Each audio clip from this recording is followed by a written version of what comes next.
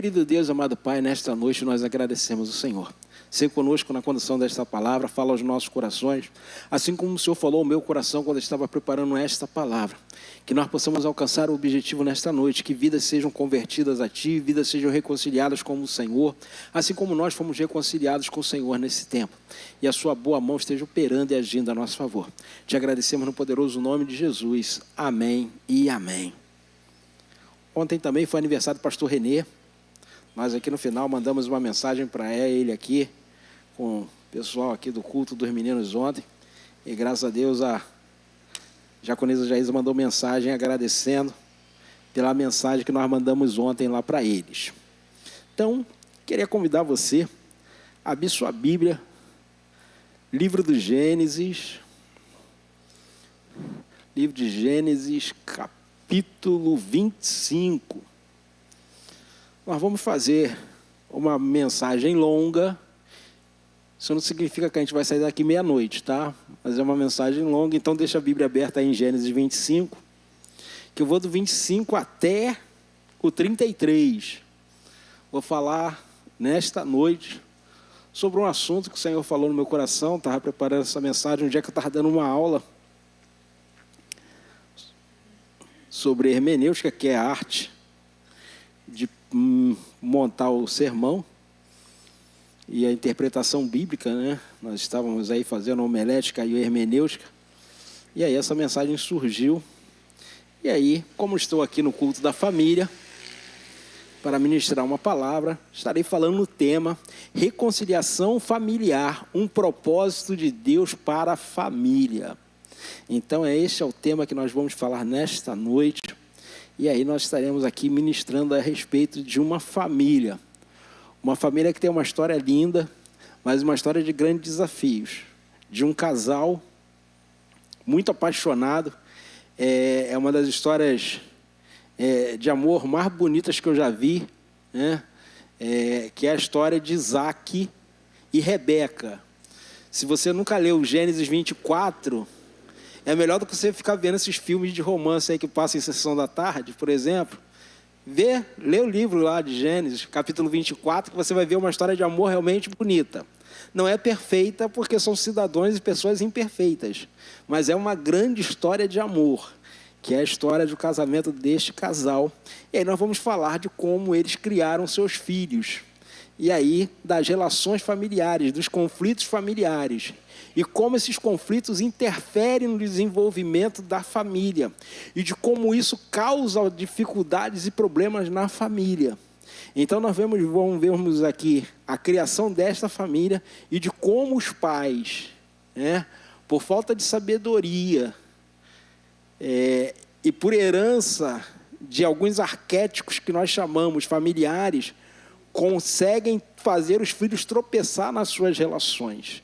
Mas quando Deus entra no negócio, quando Deus tem um propósito no negócio, quando Deus tem um propósito na família, e quando os corações se quebrantam diante do Senhor, esta família pode ser restaurada, essa família pode ser reconciliada através da intervenção do amor de Deus, que é manifestado no coração de cada um, que se permite quebrantar.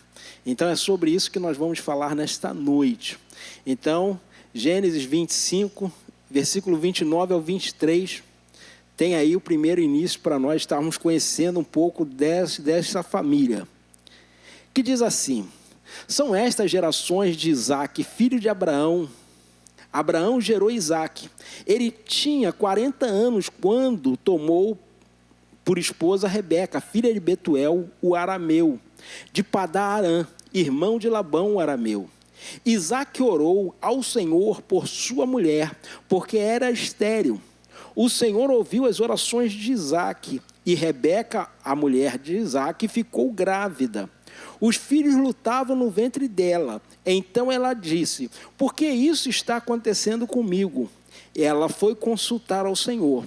E o Senhor lhe respondeu: 2 nações estão no seu ventre, 2 povos nascidos de você se dividirão.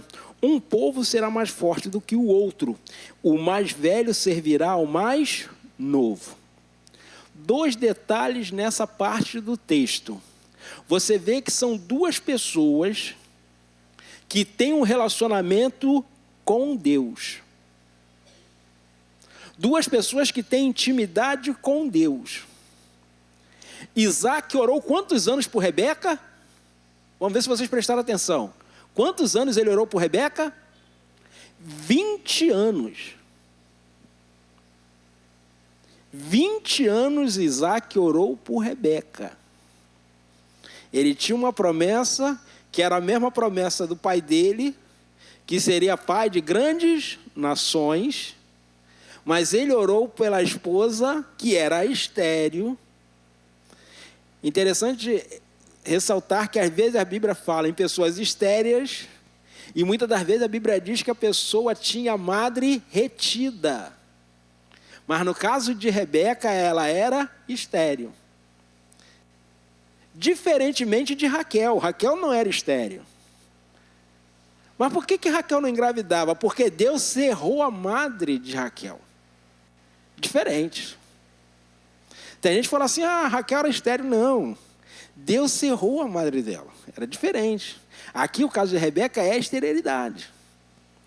Então Isaac orou quantos anos? 20 anos. Isso significa que ele era alguém íntimo de Deus. Era alguém fiel a Deus. Mesmo assim, filho de uma promessa. Mesmo assim, orou 20 anos. E aí diz que Rebeca, grávida, sentindo fortes dores, o que ela fez? O que Rebeca fez? Orou ao Senhor. Então nós temos duas pessoas, resultado de um casamento que foi feito sob oração, porque quando Abraão mandou buscar Rebeca para se casar com Isaac, o que ele fez antes? Orou ao Senhor. O servo de Abraão que foi buscar Rebeca, o que ele fez antes de Rebeca aparecer no poço? Ele orou ao Senhor. Você vê que um casamento embaixo de oração, mesmo assim leva-se 20 anos para essa mulher engravidar. Mesmo que a sua família seja uma família de oração, isso não significa que você não vai passar por problemas. Isso não significa que você vai passar por dificuldades. Isso não significa que você vai ter uma vida que vai ser um mar de rosas. Nós estamos falando aqui de uma família que era uma família de oração. O pai orou pelo casamento do filho, orou pela nora. Eles tinham promessas de Deus. Mesmo assim, esta família continuava em oração. E aí essa família ora, Deus atende esse clamor, Deus atende esse pedido, e Deus dá uma resposta a Rebeca, sobre aquilo que estava acontecendo no seu ventre. Vai um pouquinho mais à frente aí, versículo 24 diz assim: cumpridos-se os dias para que desse à luz, eis que havia gêmeos no seu ventre. Deus fez uma ultrassonografia, né? Diz que nasceu os gêmeos e os gêmeos nasceram. E aí diz, nasceu primeiro ruivo, todo revestido de pelo, por isso lhe deram o nome de Esaú. Depois nasceu o irmão, com a mão segurava o calcanhar de Esaú, e por isso lhe deram o nome de Jacó. Isaac tinha 60 anos quando Rebeca deu à luz, 40 quando começou a orar, 60 agora quando os filhos nasceram. Cresceram os meninos, Esaú tornou-se perito caçador, homem do campo. Jacó, porém, era homem pacato e morava em tendas. Isaac amava a Esaú porque lhe saboreava de sua caça. Rebeca, porém, amava Jacó. Jacó tinha feito um ensopado quando Esaú, exausto, veio do campo e lhe disse: por favor, deixe-me comer um pouco dessa coisa vermelha. Essa coisa vermelha aí, pois estou exausto. Jacó respondeu: primeiro venda-me o direito de sua primogenitura. Ele respondeu: estou morrendo de fome, que me vale direito de primogenitura? Então Jacó disse: primeiro jure. Esaú jurou e vendeu o direito de primogenitura. Presta atenção nisso aqui. Ele fez o quê? Presta atenção nisso, que isso é importante. Ele vendeu o direito de primogenitura. Jacó deu a Esaú pão e ensopado de lentilhas. Ele comeu e bebeu. Levantou-se e saiu. Assim Esaú desprezou o seu direito de primogenitura. Então nós temos aqui a história desses dois jovens. Estamos vendo que a família aqui, o pai preferia um filho e a mãe preferia outro. A disputa entre irmãos, ela é natural e ela é salutar, ela é boa. Ué, pastor, é boa? É. Desde que ela seja saudável, desde que ela não extrapole. Eu sou terapeuta, né? E dentro dos casos que a gente estuda, a gente chama-se de édipo fraternal, que é a disputa entre irmãos, que faz o desenvolvimento do caráter do indivíduo. Você aprende a disputar em casa porque a vida também é feita de disputas. A vida é feita de desafios, a vida é feita de conquistas. Você não pode esmorecer na vida, porque a vida ela é dura. Então, quando você disputa alguma coisa dentro da sua casa, você está demonstrando que você quer na vida também disputar algo. Isso aí é o desenvolvimento da personalidade, isso faz parte.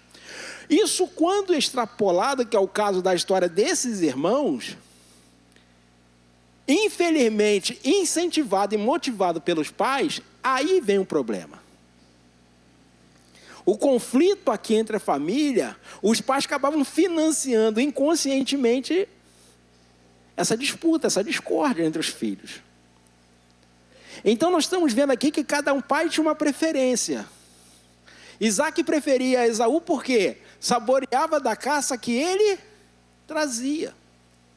No entanto, Rebeca preferia Jacó, porque era um homem pacato e caseiro, estava mais perto dela, estava mais próximo dela, dava mais atenção a ela. Então as preferências aqui, até aí não tem problema, você se identifica mais com alguém.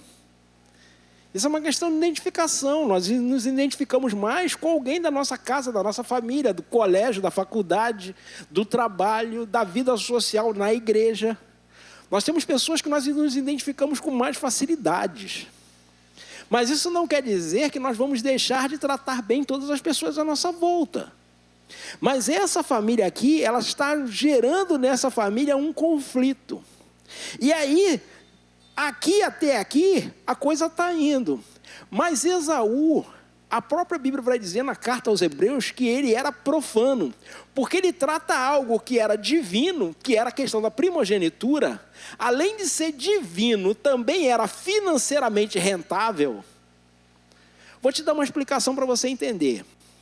Só tinham 2 filhos. Na prática, 75% do que Isaac tinha ia para Esaú, 25% para Jacó. Para você ter uma ideia do que Esaú está abrindo mão. Por um prato de lentilha, pelo um guisado junto com a lentilha. Guisado é um ensopado que se fazia com uma carne e um legume, é que ele está fazendo com lentilha. Tanto que o rei de uma nação ficou com medo, devido ao enriquecimento dele, na época da crise. Para você ter uma ideia do que nós estamos falando, nós não estamos falando de migalhas, nós não estamos falando de pouca coisa, nós estamos falando de grandes rendas. Primeiro, Abraão já era um homem rico. Toda a herança de Abraão ficou para quem? Isaac. E Isaac, além do que ele recebeu do pai, ele também prosperou abundantemente. Então nós estamos falando aqui de uma fortuna considerável. E por causa de um prato de comida, Esaú vai abrir mão de 75% disso. Então olha só que tipo de pessoa era essa. Mas lembra do que Rebeca ouviu do Senhor? O menor seria aquele que daria continuidade, porque o maior serviria o menor. Quem era o maior? Esaú. Quem era o menor? Jacó. Quem daria continuidade ao nome de Abraão? Jacó. Mas Deus tem seus próprios caminhos, mas às vezes a gente quer dar uma mãozinha para Deus, né? A gente quer resolver situações complexas com, ações práticas e rápidas e fáceis. Tem uma complexidade no negócio, mas aí a gente acha uma solução prática e fácil, caseira. E aí a gente sempre estraga, sempre entorna o caldo. O Senhor tinha prometido a Rebeca que o mais velho serviria ao mais novo. Só que, como Isaac preferiu o mais velho, o que ele decidiu fazer? Abençoar o mais velho. Isaac estava ficando cego. Ao contrário do que muita gente pensa, e a nossa tradução nos induz a achar errado, Isaac não estava velho, tá? Velho é a nossa percepção de realidade com a idade deles. Mas ele não estava velho, não. Para a época dele, não. Ele estava por volta de 100 anos. Pastor, ele estava velho, não. Para quem vivia 200, você acha que 100 está velho? A perspectiva de vida na época de Isaac era 170, 180. Isaac viveu mais de 170 anos. Essa era a perspectiva de vida dele. Você acha que com 100 ele estava velho? Vamos colocar hoje, perspectiva de vida, 75, vamos botar 80 anos para a gente arredondar. O cara com 50 está velho? Não. Ele está na metade da vida ali, um pouquinho mais. A gente está falando disso. A gente não está falando com um camarada que está aqui hoje com 80 anos, está falando com um cara que está com 45, 50 anos. A gente está falando disso. É essa perspectiva que a gente está falando sobre a realidade dele. Os 100 anos de Isaac, hoje, não chega a 50. Então, mas ele podia perder a vista dele. Está velho? Não. Mesma coisa de Isaac. E aí Isaac quer abençoar os filhos, porque ele não está pensando, pô, estou ficando, né, vou ficar cego, daqui a pouco posso morrer, vou abençoar logo o meu filho. E aí ele pede para Esaú pegar e fazer uma comida para ele poder abençoar o filho. Rebeca escuta, fala, pô, quem ensinou Esaú a cozinhar fui eu. Então sei o jeito de fazer a comida que meu marido gosta. Vou resolver essa questão. Lembra que eu falei? Problemas complexos, soluções fáceis, sempre vai dar ruim. Sempre vai dar problema. Não funciona. Quem está no controle é Deus. É Ele que vai fazer. E aí vem aprendizados para nós dentro dessa família. As crises familiares podem chegar a níveis extremos, que é o caso aqui. Jacó, junto com a mãe, enganam o pai.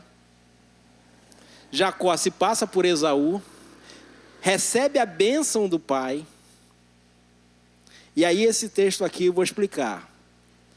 Esaú não vai reclamar sobre a primogenitura que ele vendeu. Ele vai reclamar sobre a bênção que Jacó roubou.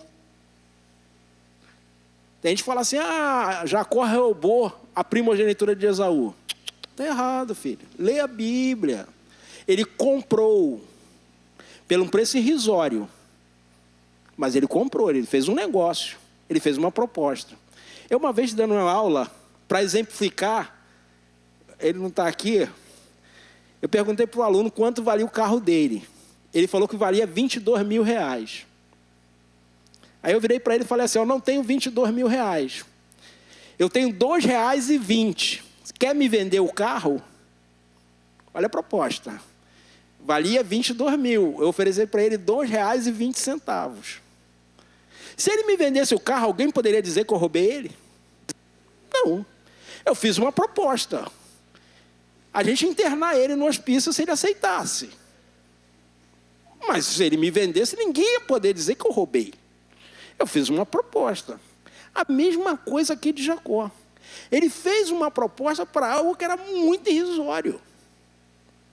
Como eu falei, era 75% da fortuna do pai, que já era considerável, que ele ainda tinha mais do que recebeu do avô.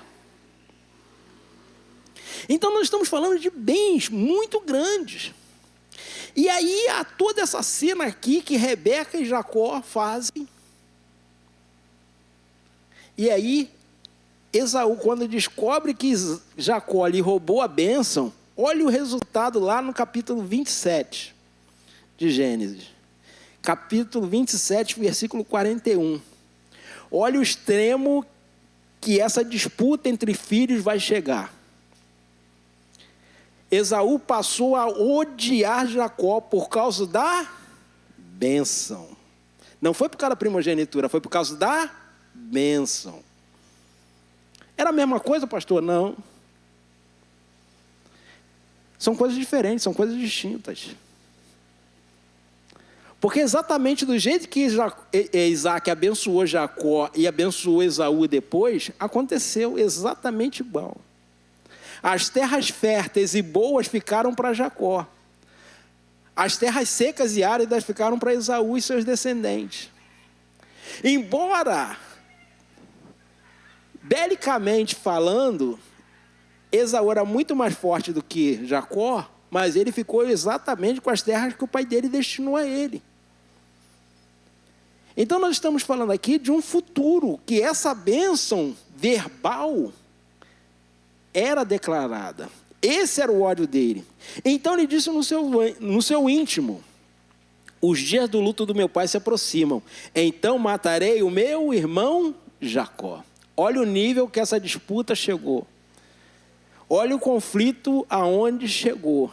Aquilo que era uma discórdia virou uma ameaça de morte. Então esse conflito familiar ele saiu da extremidade de uma discussão, de uma briga, para passar por uma ameaça de morte. Então muitas das vezes esses conflitos familiares eles vão aumentando. E aí Rebeca vai chegar à conclusão do que ela fez. Ela fala para o filho, fala com ele, Jacó, com Isaac, o que está acontecendo. Versículo 43 diz assim: agora, pois, meu filho, ouça bem que eu vou te dizer. Levanta-te e fuja para a casa de Labão, meu irmão, em Harã. Fique com ele alguns dias, até que passe o furor do seu irmão. Cesse o rancor dele contra você, e venha que se esqueça do que você lhe fez. Quando isso acontecer, enviarei alguém para trazer você de volta. Não posso perder meus 2 filhos em um só dia. Por que Rebeca fala isso? Porque na cultura de Canaã, se Esaú matasse Jacó, os homens de Canaã fariam o que com Esaú? Matariam ele. Então nós estamos falando aqui de um casal que, depois de 20 anos orando, poderiam passar por uma desgraça familiar. Porque o conflito familiar, ele extrapolou os níveis natural. Eles chegaram a um lugar de extremo. Então nós estamos falando aqui de disputas que saem do controle. E aí, o segundo entendimento aqui para nós na história dessa família: os conflitos familiares não resolvidos tendem a expandir para outras áreas da família. Jacó, junto lá com a mãe, enganou o irmão. Aí ele sai da casa do pai dele, da casa da mãe, vai para a casa do tio. Ele se achava muito esperto, porque o nome Jacó, ele significa aquele que tira vantagem, tá? O Jacó quer dizer aquele que agarra pelo calcanhar. Foi como ele nasceu agarrado no calcanhar do irmão. Isso significa Jacó. Mas pastor, o que tem? Aquele que anda agarrado no calcanhar, aquele que puxa pelo calcanhar, aquele que pega no calcanhar, não faz muito sentido para nós. Na prática é aquele que tira vantagem do outro. Porque ao agarrar no calcanhar do irmão, ele não fez força nem para nascer. No nosso popular, aquele foi na aba do irmão. O irmão fez força por ele.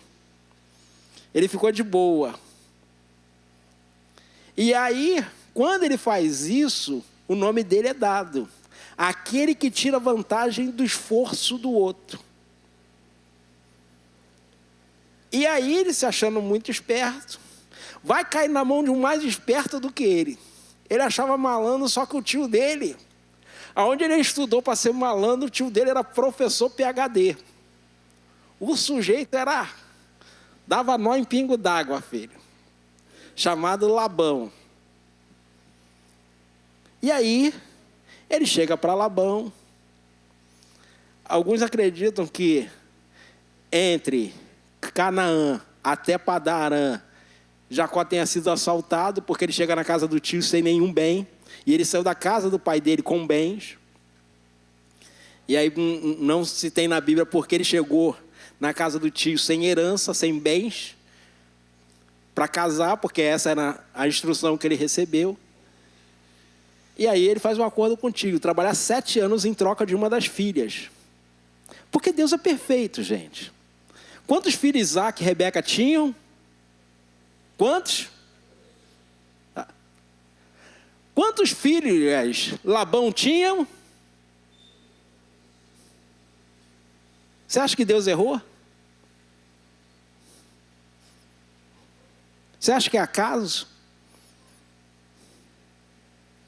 Não. Assim como Abraão mandou um servo buscar a noiva para Isaac, o que Isaac tinha que fazer? Mandar um servo e buscar as noivas para os que estavam na mesma idade que ele tinha. Até mais novo, na verdade. Ele tinha 37, 38 anos quando o pai mandou buscar a noiva para ele. E ele não fez a mesma coisa pelos filhos. Porque vamos colocar, se ele tivesse seguido o exemplo do pai, o mais velho, que era Lia, casaria com o mais velho, que era Esaú, e a mais nova casaria com o mais novo, que era Jacó. Por quem Jacó se apaixonou? Pela mais velha ou pela mais velha ou pela mais nova? Pela mais nova, gente. Estava tudo certo. Só que Isaac não fez aquilo que o pai dele fez. Ele não seguiu o exemplo. Deus é perfeito em todos os seus propósitos. Aí, Jacó vai para casa do tio, um 7-1 puro. Vamos botar na nossa linguagem carioquês aqui. Um 7 terrível. Trabalhou 7 anos. Trabalhou. No dia do casamento, recebeu o gato por lebre. Trabalhou por uma filha, mas recebeu a outra. Aí ele foi reclamar. O tio era tão enrolão, tão malandro, que quando ele foi reclamar, rapaz, mas eu entreguei a moça virgem e agora ela é mais virgem. Fala o seguinte, trabalha mais para mim mais 7 anos que eu te entrego a outra. E aí ele vai. Aí depois trabalha 7 anos a mais. No final desses 7 anos, o sogro chama ele para conversar de novo. Você já trabalhou 7 anos pela primeira vez, trabalhou mais 7 anos. Agora faz o seguinte, coloca um salário no seu serviço, que eu sei que Deus te abençoa, que você é um cara bom de trabalho. Vou te pagar um salário. Não tem mais por que trabalhar, não tem mais filha, não tem mais nada. Agora vou te trabalhar para um salário. Vamos chegar no terceiro ponto. Os conflitos não resolvidos aumentam cada vez mais. Ele tinha problema com o irmão, agora passou a ter problema com o tio. E esse conflito com o tio vai aumentar. Gênesis 30. Ele trabalha.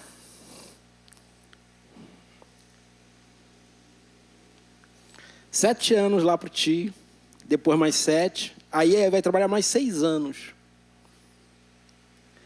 Durante 6 anos, o tio trocou de salário dele 10 vezes. Quando estava na época de receber, o tio dele mudava. E só dando pernada nele. Todo ano. Aí, capítulo 30, versículo 28, diz assim: Labão respondeu, se eu puder fazer este favor, te peço, fique comigo. Descobri por meio de adivinhações que o Senhor Deus te abençoou. E aí Labão continuou, fixe o seu salário e eu pagarei. Ele está dando a palavra dele. Mas no capítulo 31, 5 diz assim, Jacó falando, vejo que o rosto do seu pai não está mais favorável, como anteriormente. Porém, o Deus do meu pai está comigo, vocês mesmos sabem. Como eu tenho me empenhado trabalhando para o pai de vocês, mas ele tem me enganado, por 10 vezes mudou meu salário. Porém, Deus não permitiu que ele me prejudicasse. 10 vezes, filho, em 6 anos, imagina. Quase de 6 em 6 meses ele tomava uma pernada do sogro.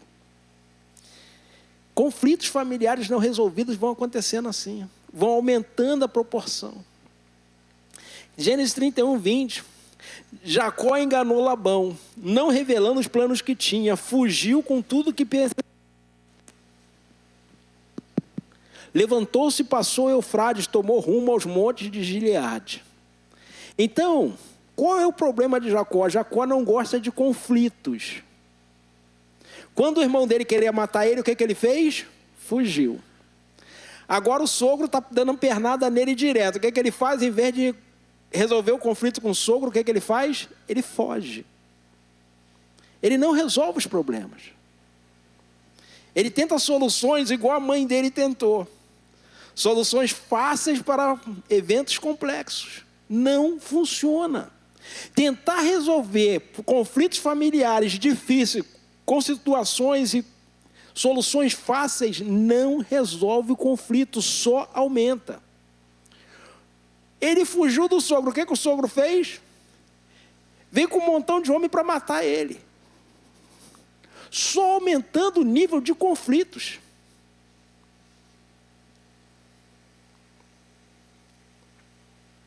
A reconciliação, quarto aprendizado, a reconciliação familiar só pode acontecer quando se coloca Deus no centro de tudo.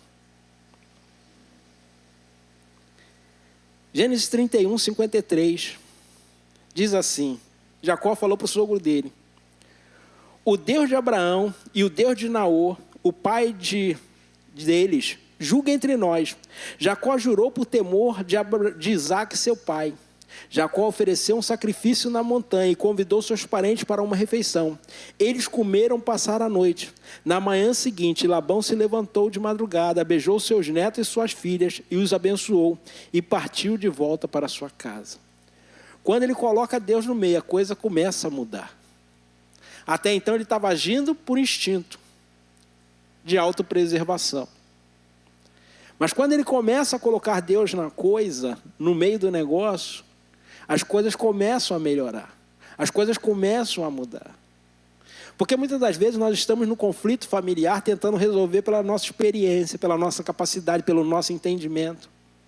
E esquecemos de trazer Deus para a conversa. Esquecemos de trazer Deus para o ambiente familiar. E queremos resolver no nosso próprio entendimento.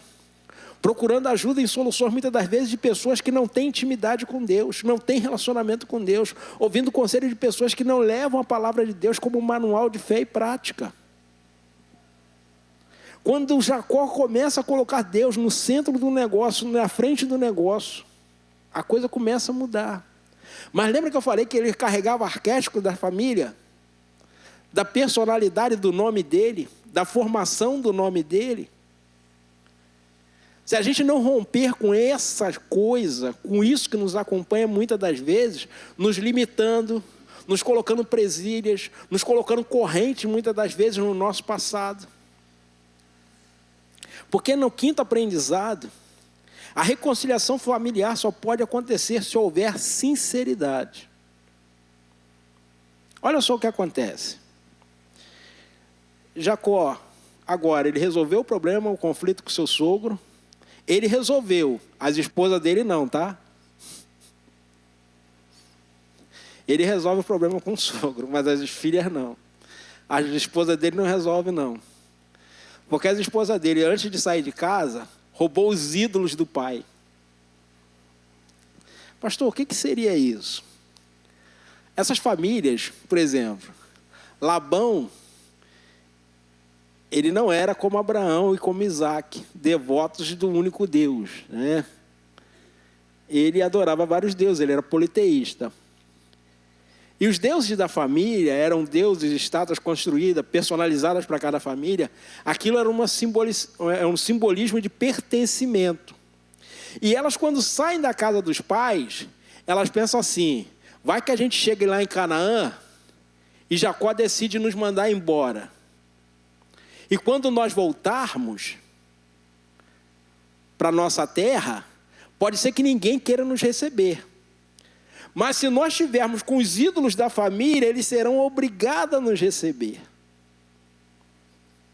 Por isso que elas fazem isso. Mas ali Jacó, o problema dele ele resolveu com o sogro. Agora ele precisa resolver o problema com quem? Com o irmão dele. Rebeca já estava falecida. Isaac ainda era vivo. Mas ele precisa resolver o problema com o irmão. Aí lembra que eu falei que ele gostava de tirar vantagem, que era o significado do nome dele? Ele tenta comprar o irmão dele. Olha só o que acontece aí, capítulo 32. Então Jacó enviou mensageiros adiante de si a Esaú, seu irmão, à terra de Seir, território de Edom. E este lhe deu ordens: assim falarão ao meu senhor Esaú. O seu servo Jacó, olha só a fala dele. Olha só, vamos colocá-la aqui no nosso carioquês, só tentando amansar o irmão, só na maciota. Olha a fala. Fala para o meu senhor que o seu servo,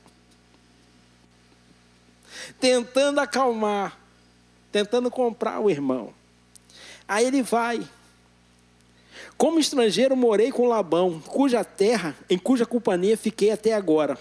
Tenho bois, jumentos, rebanhos, servos e servas. Envio este comunicado ao meu senhor, para encontrar favor na sua presença. Os mensageiros, aí olha só o que acontece. Os mensageiros voltaram a Jacó dizendo, ó, fomos até teu irmão. Também ele está vindo para se encontrar-se com o Senhor. E 400 homens estão com ele. Olha a resposta. Ele tenta comprar o irmão, tenta subornar o irmão com presente. Mas o irmão vem como? Bravo. 400 homens com ele. Então Jacó teve medo. Lembra que eu falei que ele fugia do conflito? Se ele fugia do conflito só com o irmão, imagina o irmão mais 400, filho. Se ele não encarou o irmão sozinho, ele vai encarar o irmão com mais 400? Não vai. E aí ele pensou, ficou com medo e angustiado, dividiu em 2 grupos o povo que estava com ele, também os rebanhos, os bois e os camelos, pois pensou, se Esaú vier atacar um grupo, o outro escapará.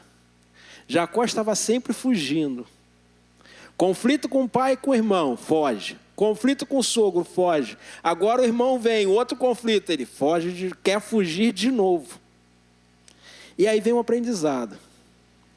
A reconciliação familiar só pode acontecer quando temos um encontro real com Deus. Quando esse encontro é verdadeiro, real, de fato, a nossa história muda. Capítulo 32, versículo 24 de Jacó ficou sozinho. E lutava com ele, e um homem lutava com ele até o romper do dia.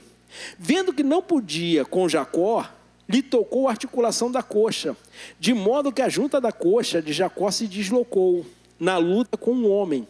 Então Jacó disse, Então o homem disse, deixa-me ir, já rompeu o dia. Jacó lhe respondeu, não deixareis ir se você não me abençoar. Então o homem perguntou, como se chama? Ele respondeu, Jacó. Então disse, seu nome não será mais Jacó, aquele que tira vantagem do outro, e sim Israel, pois lutou com Deus, e como os homens prevaleceu. Assim Jacó disse, por favor, diga-me, como você se chama? Ele respondeu, por que você me pergunta pelo meu nome? Ele o abençoou. Jacó deu àquele lugar o nome de Peniel, pois disse, vi Deus face a face, e a minha vida foi salva. Então nós estamos vendo aqui, ele teve um encontro com Deus. O nome do lugar que ele coloca significa com isso, vi Deus face a face e não morri. Aí, já vi comentários assim, poxa, ele pede uma bênção, o anjo toca na articulação dele, ele fica manco. Que presente, que bênção. Lembra que eu falei que a história dele perseguia ele? Agora, filho, ele não pode mais fugir, ele não pode correr. Conflito com o irmão, corre. Conflito com o sogro, corre. E agora ia correr de novo. Agora com a coxa deslocada, puxando da perna, não dá para correr não, filho. Tem que ficar e encarar. Muda. Tudo para ele era fugir, ele estava preparado para fugir de novo. Quando o anjo desloca a coxa dele, não dá mais para correr. Não tinha como fugir, tem que encarar, tem que enfrentar. Agora o destino dele está mudado. Não dá mais para ser o fujão de antes. Agora ele tem que lutar, agora ele tem que brigar, agora ele tem que enfrentar o irmão. Quando se tem um encontro real com Deus, a gente tem que enfrentar as dificuldades, tem que enfrentar os problemas. Não dá para ficar passando a mão na cabeça e amenizando. Porque é para isso que Deus muitas vezes nos chama. Para ter uma mudança. Não somente no estético, não, mas na nossa personalidade. Jacó era o cara que fugia. Agora ele tem que enfrentar, bater de frente. Assumir as responsabilidades, os resultados das suas escolhas e opções que ele teve. Não dá mais para fugir, ele não tem como mais fugir. Capítulo 33, versículos de 1 a 9. Ele agora não tem mais como fugir do irmão, ele tem que enfrentar. Aquele que se falava, que tirava vantagem do outro, agora o nome dele mudou. Ele tem um novo nome, ele é príncipe de Deus. Ele é aquele que luta.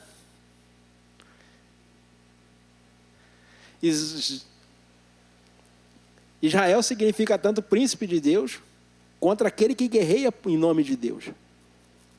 O nome dele mudou, o nome dele é outro. Ele já não é mais o mesmo.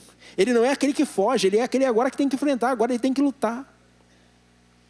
E aí ele vai até o irmão. E aí o texto diz, aí capítulo 33, quando Jacó ergueu e viu Esaú se aproximava, com 400 homens, então repartiu os filhos entre Lia e Raquel e as duas servas, pôs as servas e os filhos na frente, Lia e seus outros filhos atrás dele, e Raquel e José por último. Lembrando aqui que Benjamim ainda não era nascido, tá? Por isso que o último a ser citado, até o caçula até então, José aqui. E ele mesmo adiantou-se e prostrou-se em terra 7 vezes, e se aproximou do irmão. Quando alguém fazia esse gesto de se prostrar 7 vezes, isso era sinal de humilhação, tá? E sinal de reconhecimento que o outro era maior do que você, tá?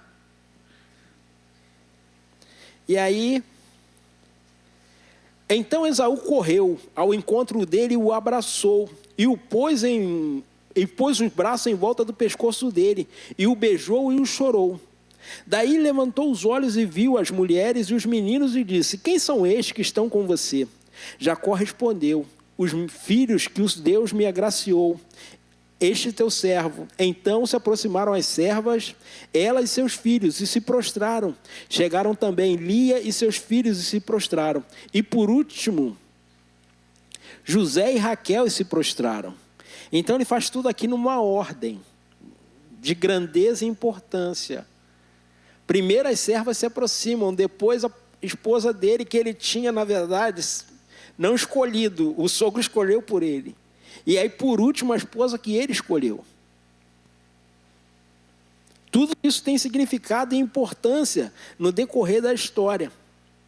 Então Esaú perguntou, qual é o propósito de todo esse grupo que eu encontrei? Jacó respondeu, obter um favor na presença do meu senhor. Mesmo assim, ele ainda queria subornar o irmão. Então Esaú disse, eu tenho muitos bens, meu irmão, guarde o que você tem. Mesmo assim, Jacó continua insistindo até que Esaú aceite o seu presente. Mas é importante ressaltar aqui, nesse conflito, a reconciliação familiar verdadeira gera mudança de ódio para amor, de ressentimento para perdão. Durante 20 anos, ele viveu longe, fugindo do irmão, com medo do irmão, apavorado com a ideia do irmão matá-lo. Quando o irmão encontra com ele, o que o irmão faz? O que o irmão faz? Se lança no pescoço dele, abraça ele. Imagine você viver 20 anos com medo de alguém, fugindo de alguém apavorado. E no entanto o irmão dele fez o quê? o abraçou e o beijou. Todo o medo dele não se confirmou. Aparentemente o homem vinha com 400 pessoas, 400 homens, para quê? Para matá-lo. Ele imaginou uma coisa, mas Deus é tão perfeito, que aqueles anos curou o coração de Esaú. Não no homem natural, mas o próprio Deus intervindo. Quando nós buscamos reconciliação familiar, quando nós entendemos que o propósito de Deus é maior. A unidade familiar é um dos propósitos de Deus para a nossa família. Não estou dizendo aqui que essa família passou a ter uma vida perfeita. Se você continuar a desenrolar, essa família não tem uma vida perfeita. Mas eles acharam o caminho da reconciliação. Eles acharam um caminho de conviver, de esquecer o medo, de esquecer o passado e escolher um novo caminho, uma nova direção para se seguir. Aquele passado de engano e de mentiras foi deixado para trás. Agora se cria uma nova relação. Porque essa família passou a ter um encontro verdadeiro com Deus. Todo o medo de Jacó, depois de 20 anos, a mente dele produzindo pensamentos. Ele falou, vou distribuir aqui, né? Ele tinha 2 esposas, 2 concubinas. Ele falou, alguém da família vai se salvar para dar continuidade ao meu nome. Todo o temor dele se reduziu em nada. A mente dele criou essa ideia fixa de que iria morrer. Mas os planos de Deus eram muito maiores do que o plano de Jacó. Então nós precisamos entender que na nossa reconciliação familiar, ela acontece quando nós damos passos de perdoar as pessoas, de amar as pessoas. Porque o amor e o perdão é uma ação divina no nosso coração. Eu só consigo perdoar porque existe o amor de Deus penetrando no meu coração para que isso aconteça. Sem a ação do Espírito Santo na minha vida, não existe a menor possibilidade de eu perdoar. Não há como eu reagir diante disso. Porque o perdão é uma ação divina. O amor é uma ação divina que nasce no nosso coração. E aí, a partir disso, a partir do encontro de Jacó com Deus lá em Peniel, há uma mudança. E essa mudança acontece nele, mas principalmente no seu irmão. Porque é Deus quem faz gerar esse perdão no coração de Esaú. Porque como nós vimos, Esaú era um homem que não levava as coisas de Deus a sério, porque ele rejeitou a primogenitura dele. Mas aqui quando Deus entra no negócio, quando Deus entra em ação, há uma mudança na família. Há uma mudança no caráter do homem. Há uma interferência de Deus no caráter do homem. E uma história ganha uma nova significância. O ressentimento vira perdão. E o ódio vira amor. Então quando nós entendermos isso, nós não vamos ter uma família perfeita, porque família perfeita não existe. A família vai ter problema, a família vai ter dificuldade. A família vai passar por apertos. Mas a gente entende que aquilo que nos une é maior do que aquilo que nos separa. Além dos laços de amor, dos laços de sangue, existe o amor de Deus em nossos corações. E agora essa família, ela passa a seguir uma nova trajetória. Ela passa a seguir adiante. Então quando nós entendemos que Deus nos chamou para vivermos na reconciliação familiar, a gente vai começando a fazer as pazes. E aí o perdão é muito bom quando ele é uma rua de mão dupla. Mas pode ser que o perdão seja uma rua de mão única. Uma via de mão única. Pode ser que eu só dê o perdão e não receba. Pode ser que eu só ofereça o perdão e não receba. Pastor, não entendi. Nem sempre quem eu quero perdoar quer se perdoar. Nem sempre quem não me pediu perdão, mas eu preciso perdoar. Eu não preciso que o outro me peça perdão para que eu perdoe. Porque muitas das vezes o outro nunca vai me pedir perdão. Mas isso não invalida de quem precisa de perdão sou eu. Porque o perdão nunca é pelo outro, o perdão é por nós. A nossa relação nunca é com o outro, a nossa relação é sempre conosco. Mesmo que o outro não me peça perdão, eu perdoo. Porque quando eu libero o perdão, quem está livre sou eu. Porque enquanto eu guardo mágoa e rancor, quem está preso? Eu. Por isso, quando a gente fala liberar perdão, a pessoa pensa assim, vou liberar perdão, vou liberar o outro. Não, você vai liberar você. Porque quem está preso é você. A expressão liberar perdão não tem nada a ver com o outro, tem a ver comigo. Porque enquanto eu não libero perdão, quem está preso sou eu. É isso que significa. Eu libero o perdão, estou me liberando. Porque eu estava preso em correntes e cadeias. Então, quando eu libero o perdão, eu estou livre. Eu estou manifestando o caráter de Cristo na minha vida. Eu estou manifestando o caráter de Cristo em mim. É isso que significa liberar perdão. Eu estou livre das amarras do pecado. Porque falta de perdão é pecado. Então, quando nós entendemos isso, nós passamos a ter uma vida plena. E aí, muitas das vezes, nós estamos presos a vida inteira numa situação. Como Jacó, 20 anos vivendo com medo. Tenta subornar o irmão. Não funciona. Mas aí, quando ele menos espera, Deus já tinha tocado e movido o coração do irmão dele. Então, quando a gente entende que o perdão é para benefício nosso e não do outro, mas pastor, como é que eu vou perdoar a pessoa que me fez isso? Eu não estou falando em relação ao outro, eu estou falando em relação a você. Como terapeuta, o que a gente pega são pessoas doentes por problemas de perdão. Vou te dar alguns exemplos. Se você tiver um problema de gastrite, for no médico fazer uma endoscopia e não der nada, filho, vai no terapeuta. Se você tem um problema de coluna, de dor de coluna sério, fez todas as ressonâncias, todos os exames, não deu nada, vai no terapeuta, filho. O problema não é a coluna, o problema é a sua mente. Se você tem dores de cabeça terríveis, já fez todos os exames, todos os mapeamentos cerebrais e não deu em nada, vai no terapeuta, filho. O problema não é o seu cérebro. O problema é a sua mente, que está doente. Porque é lá que a enfermidade está. E aí, quando a boca não fala, o corpo fala. E o corpo fala através de sintomas. Porque a sua mente fica assim, vai lá, confessa, vai lá, pede perdão, vai lá, abre o coração, vai lá, libera perdão. Aí você fica, não vou não. Aí o corpo fala, então vou botar uma dor aqui na coluna para você ir lá. Aí você, não vou não, vou te dar uma dor de cabeça para você ir lá.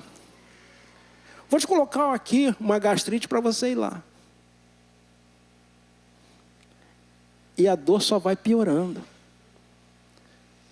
As dores só vão aumentando. Enquanto você não cuidar da sua mente. Enquanto você não cuidar do seu coração. Porque enquanto a boca não falar, o corpo vai continuar falando. E o corpo vai falar através de sintomas. Vai falar através das doenças somáticas. Então a gente precisa entender que o melhor caminho para a reconciliação familiar é abrir o coração. É pedir perdão a quem precisa. É pedir perdão a quem está próximo ou quem está longe. E aí, como eu falei, o perdão não tem nada a ver com o outro, o perdão tem a ver conosco. A gente passa a viver uma vida plena.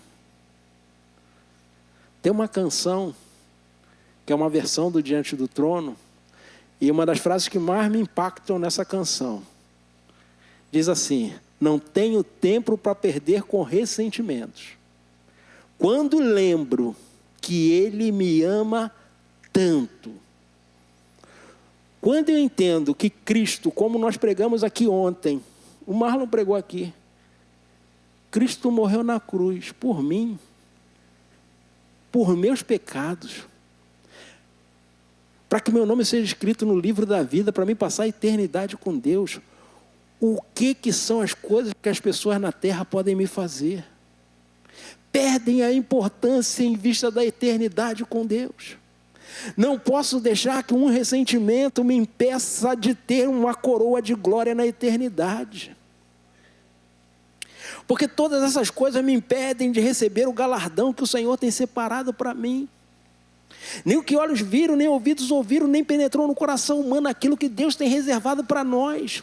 Todas as riquezas deste mundo perdem o valor diante do amor e do perdão que nós recebemos quando nós doamos perdão também para as pessoas. Da mesma forma que fomos perdoados, nós precisamos estender esse perdão às pessoas. E o lugar que mais a gente é machucado, mais a gente é ferido é a família. O lugar que mais faz mal ao ser humano é a família. E a família é o lugar de nós abrirmos mão. E o lugar é a família é o lugar de nós liberarmos perdão. Então você vê que a história dessa família, como eu falei, é uma história de amor linda, mas é uma história de criação de filhos muito difícil.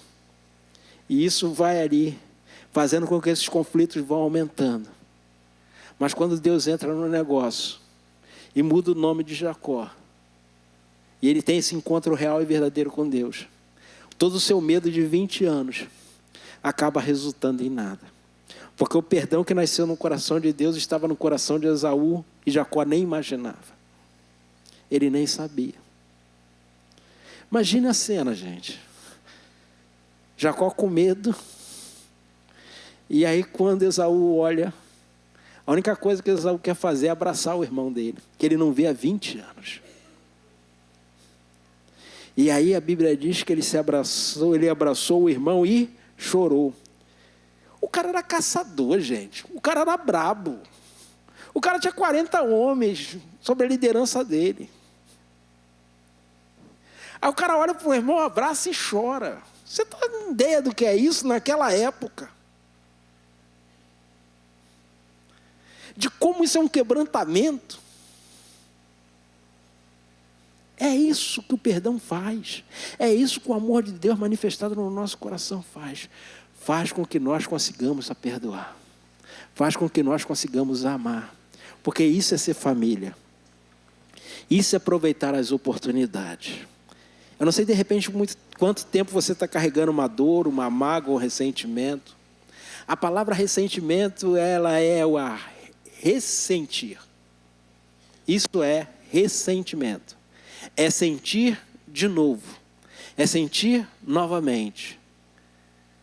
A pessoa que tem ressentimento, toda vez que ela lembra do fato que lhe gerou dor, a dor volta igual do momento em que o fato aconteceu. E aí você vai reeditando e ressentindo isso. Só que o Senhor nos chama a sermos curados.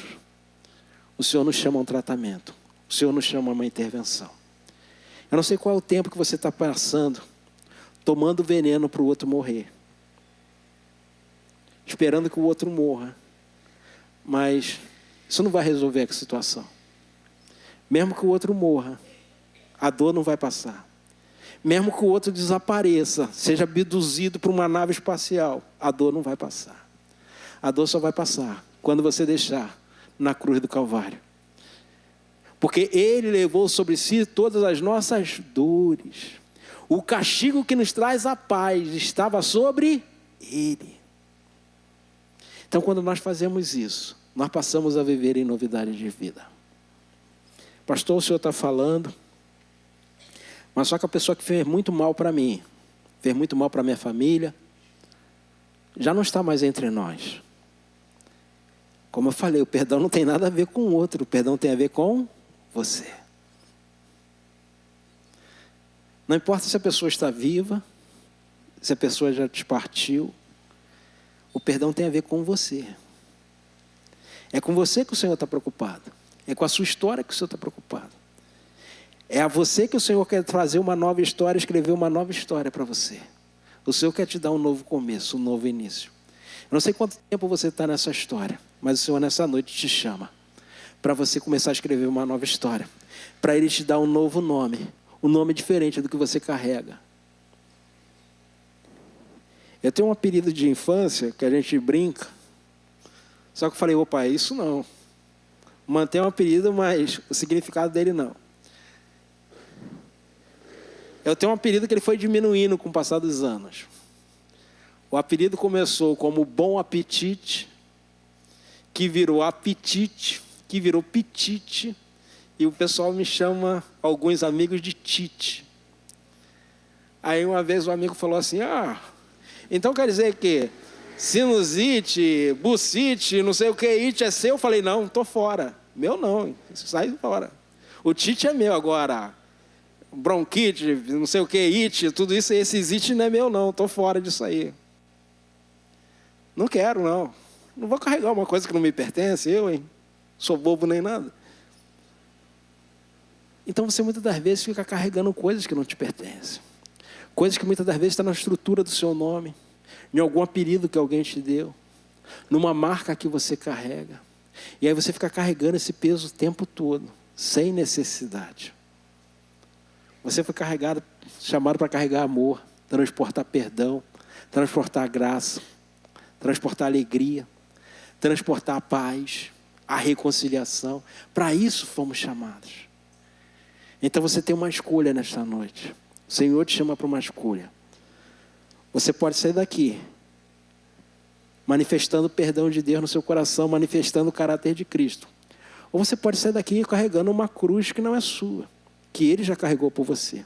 Carregando um fardo que Ele falou, tomai sobre si o meu fardo, que é leve, suave.